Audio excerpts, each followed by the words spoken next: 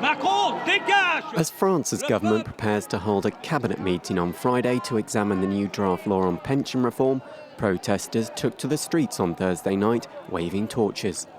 For these strikers, the battle over retirement rights is far from over, even after 50 days of industrial action, and these workers outside the National Library vowed they would continue to oppose the government's plans.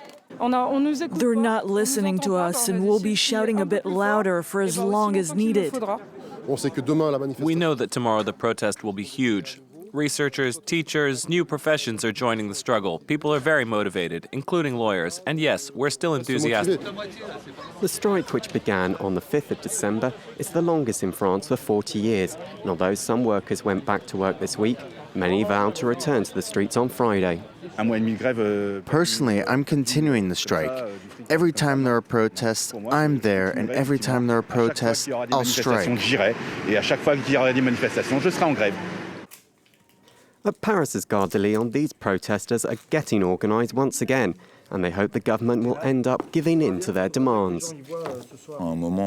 I hope they'll be responsible enough to not let chaos happen with 3 or 4 protests a week. It's not sustainable either for the police or for protesters.